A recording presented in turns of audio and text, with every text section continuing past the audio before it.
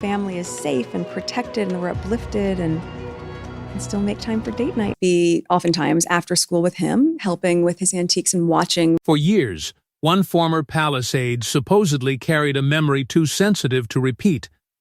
A private moment involving Queen Elizabeth, Meghan, and an object almost nobody noticed. But when the aide finally decided to speak, the most explosive part wasn't what Meghan said. It was what the Queen quietly did afterward. The aide had spent enough time near the late Queen to recognize what outsiders rarely could: the difference between routine protocol and the small, almost invisible moments that carried real weight. In royal life, significance was not always announced.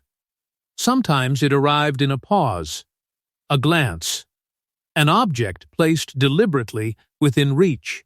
That understanding was exactly why this memory had never left them. Through interviews, family disputes, public accusations, and the Sussexes' dramatic departure from royal duties, the aide stayed silent. There was an unwritten rule around the sovereign, stronger than any official memo. What happened in private remained private. But one meeting involving Meghan became impossible to forget. There had been no shouting, no slammed doors, no explosive confrontation. If anything, the stillness afterward made it more unsettling. Before Meghan arrived, a small velvet case had reportedly been prepared and placed nearby.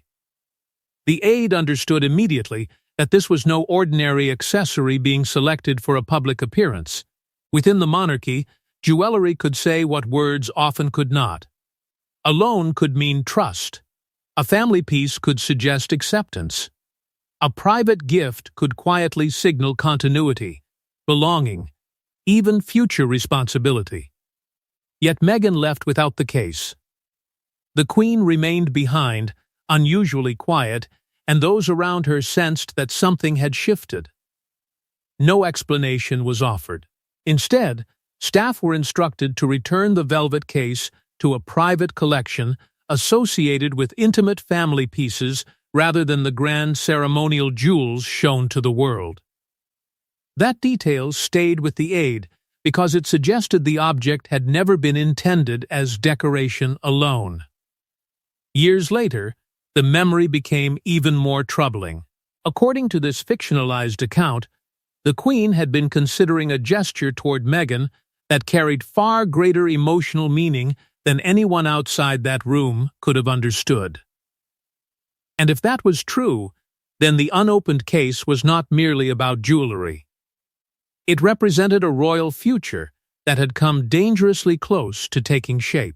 But to understand why one unopened velvet case could change the meaning of everything that followed, we have to return to the moment when the Queen was still deciding exactly where Meghan belonged, inside the royal family. Long before headlines turned every royal gesture into a battlefield, the Queen was allegedly studying Meghan in a far quieter way. There were no dramatic interrogations and no public confrontations. Instead, Elizabeth relied on something the monarchy had perfected over generations: small tests whose importance was understood only after they were over. According to the fictional aide, Elizabeth rarely judged newcomers by charm alone. She watched patience. She noticed discretion. She remembered whether promises were kept and how someone responded when ancient customs appeared confusing, unnecessary, or even unfair. Inside the monarchy, many rules were never fully explained because they had existed for so long that senior figures simply expected others to understand them. That was where the danger began. Meghan's earliest period inside the institution was, in this dramatized telling, far more hopeful than later tensions would suggest. Senior figures were said to be discussing how she might build a distinctive role, one that could bring new energy without breaking the structure around her. But underneath that optimism sat a difficult contradiction. Royal life offered extraordinary influence, yet demanded extraordinary restraint. Personal freedom could not always survive unchanged beside public duty. Elizabeth understood that pressure. She also knew Meghan had entered a world unlike anything she had previously experienced. For that reason, the Queen allegedly wanted to protect her from small mistakes that might later be interpreted as disrespect. Her way of offering reassurance was rarely dramatic. A photograph placed somewhere meaningful. A handwritten note, a brooch loaned at the right moment, or a family jewel quietly offered could communicate trust more clearly than a formal speech ever could. But while that private understanding was developing, another problem was growing. Messages between Meghan's household and senior palace staff were increasingly passing through layers of advisors, secretaries, and competing expectations. Tone changed. Intent became blurred. What one side believed was a practical request could reach the other sounding like defiance. What the palace considered guidance could arrive feeling like control. The fictional Aide later believed this was the moment Elizabeth recognized that official briefings were no longer enough. If Meghan was going to understand how deeply the Queen wanted her to feel included, then perhaps the message had to become personal, something direct, something impossible to confuse. The Queen therefore reached into the part of royal life where words were unnecessary, the private jewelry collection, and selected a piece whose history made the proposed gesture almost impossible to misunderstand. It was not a crown jewel, not a glittering state tiara, and not something destined for a museum display. That was precisely why it mattered. The piece inside the Queen's private case carried something far more dangerous than financial value, memory, inheritance, and an implied promise about Meghan's place in the family. According to the fictional Aide, the jewel was a delicate diamond and pearl brooch linked to someone from Elizabeth's earlier family life. Its true value was never measured in money.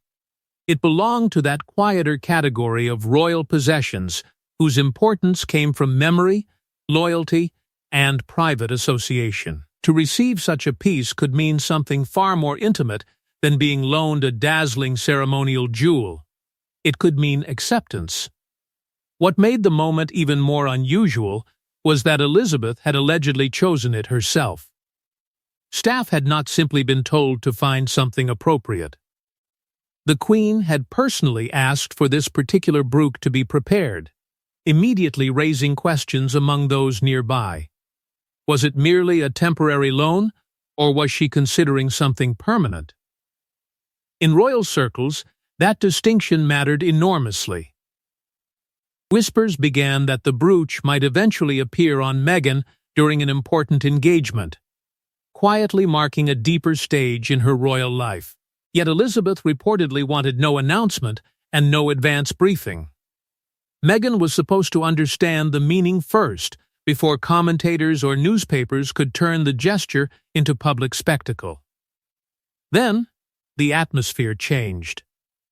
In the days leading up to the private conversation, tensions had begun gathering around schedules, expectations, personal independence, and the shape of Meghan and Harry's future responsibilities. None of those disagreements seemed catastrophic on their own. Together, however, they created a feeling that something deeper remained unresolved. When the meeting finally happened, the Aide insists the brooch never left its case. It remained closed as the conversation moved into increasingly sensitive territory. What had been prepared as a symbol of welcome now became something else entirely. A silent reminder of how close trust had come to becoming official, and how quickly uncertainty could stop it.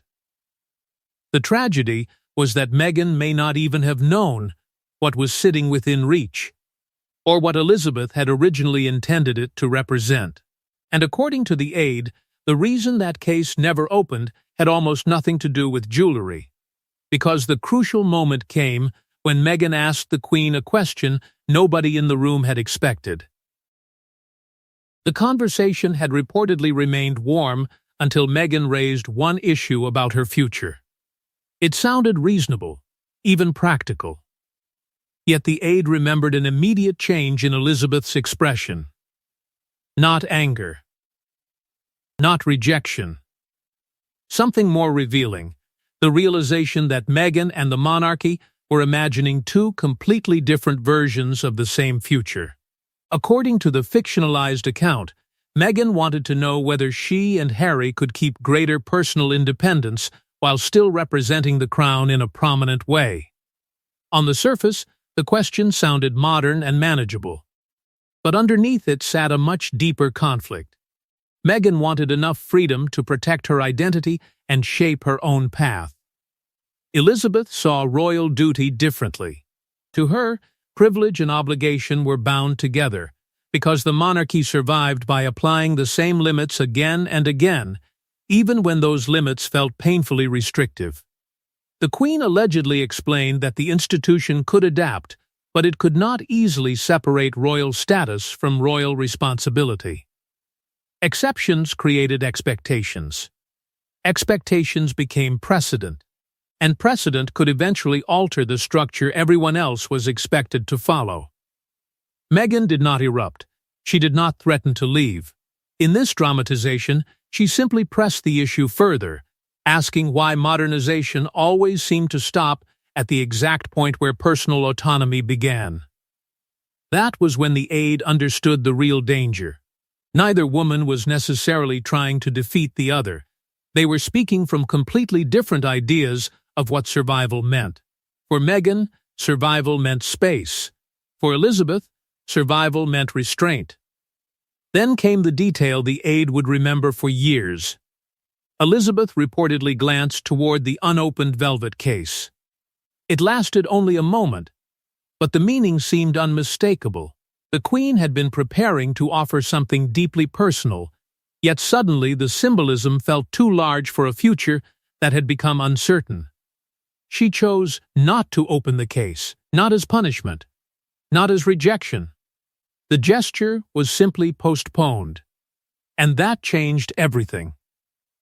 The forgotten jewel was not proof Meghan had never been accepted. It suggested the opposite, that acceptance may have been closer than anyone realized before two visions of royal life collided.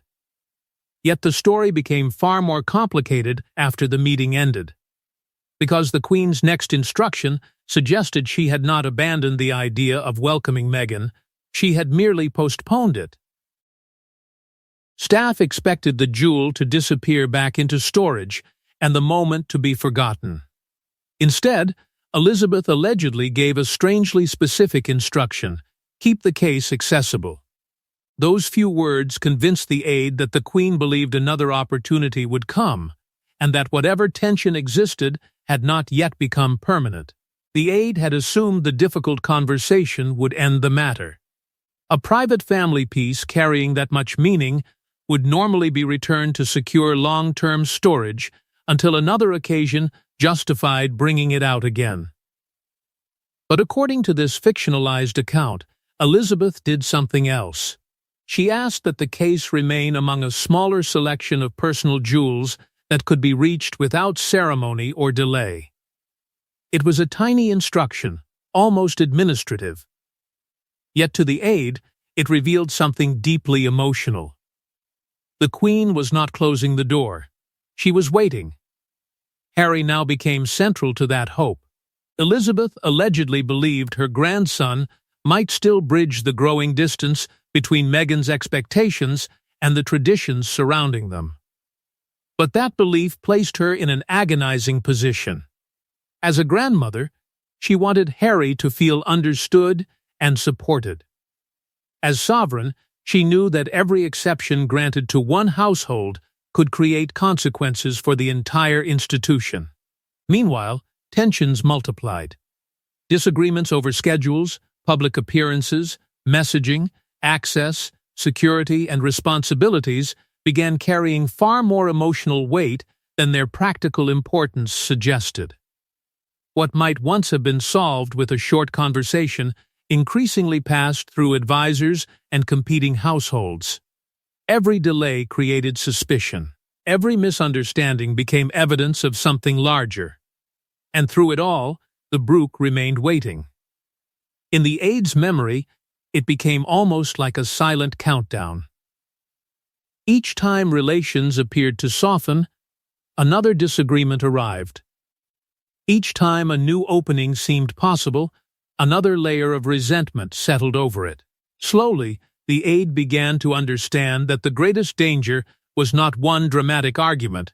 It was accumulation, the steady buildup of unresolved moments, each side believing the other had chosen not to understand. The unopened case was still there, but the future it represented was becoming harder to reach. Then came the period when private strain escaped palace corridors and became a public crisis, and suddenly the Queen was no longer deciding when to open the velvet case, but whether the opportunity had vanished forever. By the time the royal split became impossible to hide, every old conversation suddenly carried a different meaning. Staff searched their memories for warning signs. Harry became fiercely protective. Meghan felt increasingly trapped. And somewhere inside the Queen's private collection remained a jewel prepared for a future that was rapidly disappearing. What had begun as a clash of expectations was now becoming something far more serious. This was no longer about one misunderstood request or one difficult meeting. The deeper question was whether Harry and Meghan could remain central royal figures while demanding greater control over how they lived, worked, and spoke. Harry was caught between two powerful loyalties. He wanted to defend his wife from pressures he believed the institution did not fully understand, yet he was also confronting the authority of a grandmother whose sense of duty had shaped his entire life. Meghan, in this fictionalized account, increasingly felt that the palace moved too slowly. Every concern passed through layers of procedure. Every emotional problem became a formal discussion. To her, delay felt like indifference. To Elizabeth, speed carried its own danger. The Queen allegedly feared that rewriting long-standing rules under pressure could create consequences extending far beyond one couple. The Aide watched both sides harden. Each began believing the other understood perfectly well what was being asked, but simply refused to give ground. That assumption was devastating. Because once people stop believing they are misunderstood and start believing they are being ignored, compromise becomes much harder. Then, during this tense period, Elizabeth reportedly asked about the Brooke again. For the Aide, that question mattered. It suggested the abandoned gesture had not been forgotten. Some part of the Queen still imagined a path back, but events were moving faster than private reconciliation. Discussions about stepping away from senior royal duties changed the meaning of everything.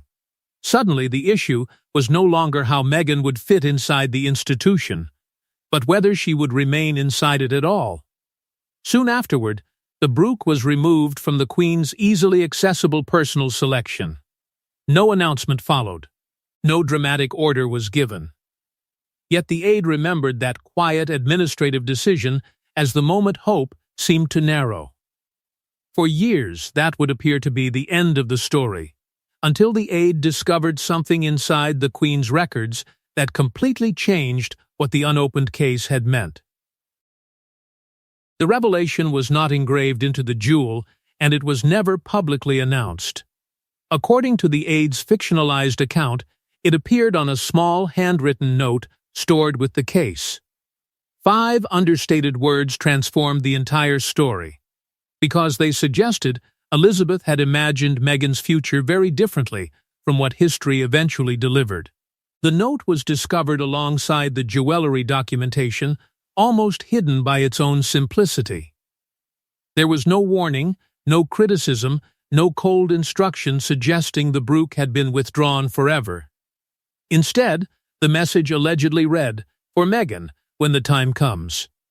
To the Aide, those words changed everything. It was the word when that carried the real weight. Not if. not perhaps, not should circumstances improve. The language suggested that Elizabeth had once believed the tension would settle, that trust would have time to grow, and that Meghan's place within the family might eventually become secure enough for the gesture to make sense. Suddenly, the unopened velvet case no longer looked like evidence of rejection. It looked like something delayed. That realization troubled the aide deeply. Perhaps the Queen had never viewed Meghan's early difficulties as proof that she did not belong. Perhaps she had simply believed there would be another meeting, another calmer season, another opportunity when the symbolism of the brooch would feel right. And that was where the story became tragic. Two women from radically different generations may have been trying to understand one another while speaking entirely different emotional languages. Meghan sought clarity, independence, and direct reassurance. Elizabeth communicated through patience, tradition, and gestures whose meaning might only become obvious years later. By the time either side could fully understand what the other had intended, the relationship had already changed. The aide wrestled with whether the note should ever be mentioned. Revealing it could reopen old wounds and revive arguments about blame. Yet keeping silent meant allowing a simpler story of total hostility to survive unchallenged. Then came the detail that made silence even harder to justify. The note, according to this dramatized account, remained with the brooch even after Harry and Meghan stepped away from frontline royal life. And that decision, leaving Meghan's name attached to a deeply personal royal piece even after the family rupture, forced the aide to reconsider everything that happened during Elizabeth's final years. This was the detail the aide could never forget. Arguments came. Distance grew. Interviews changed relationships. Yet in this dramatized account, the Queen never ordered Meghan's name removed from the case. In a monarchy obsessed with documentation, that silence carried a haunting question. Had Elizabeth deliberately left one door emotionally unlocked? Within royal collections, provenance mattered. Every piece carried records, histories, associations, and instructions that could outlive the people who first handled them. That was why the unchanged note became so powerful to the aide. After relations deteriorated, they expected the brooch to be reassigned. Another name could have been attached. The original instruction could have been crossed out, replaced, or quietly removed. But nothing changed. Elizabeth, according to this fictionalized account, became more cautious in public as tensions deepened, yet her private feelings remained harder to define. Harry was still her grandson. Meghan was still part of the family through him. And whatever disagreements surrounded their royal position, the aide sensed the Queen never reduced the situation to simple rejection. That made the brooch increasingly symbolic. It no longer represented reconciliation accomplished. It represented reconciliation still possible. Elizabeth was never portrayed by the aide as someone who needed dramatic declarations. If she wanted to preserve an emotional possibility, she might not call a meeting or issue a statement. She might simply leave something untouched. A note, a name, a jewel waiting in silence. For the aide, that restraint suggested an important distinction. The Queen could disagree with decisions affecting the institution without deciding that family bonds were permanently erased. The monarchy and the family overlapped, but they were not always the same thing. Then, Elizabeth died, and the meaning of that untouched instruction became painfully uncertain. Did a private intention survive the person who made it? Could an unfinished gesture still carry authority when every circumstance around it had changed? Those questions finally pushed the aide toward breaking years of silence. Public debate had divided the relationship into heroes and villains, loyalty and betrayal. But the forgotten brooch suggested something messier, quieter, and far more tragic. But revealing the existence of the note creates one final mystery, because if the Queen truly intended the piece for Meghan someday, someone now has to decide whether Elizabeth's unfinished gesture should remain buried or finally be completed. The Queen is gone, the monarchy has entered another era, and the people at the center of the conflict now live separate lives. Yet the fictional Aide's revelation leaves one extraordinary question hanging over the royal family. What happens when a dead monarch's private intention survives long after the moment she imagined has disappeared? By then, the brook was no longer simply a piece of jewelry. It had become the final, unanswered question in a story shaped by timing, misunderstanding, duty, and distance. The issue was no longer whether Meghan deserved to receive it. The deeper question was whether an intention formed in one emotional moment should still carry weight after relationships, roles, and loyalties had changed beyond recognition. Even the Aide admitted there was no certainty. Elizabeth never completed the gift. She never publicly explained the note. She never left behind a final declaration clarifying what should happen next. That meant nobody could honestly claim to know what she would ultimately have decided. For Harry, the possibility alone would be difficult. If his grandmother had once imagined welcoming Meghan with something so personal, then memories of rejection could suddenly become more complicated. What had felt like a closed door might instead have been a door that was never opened in time.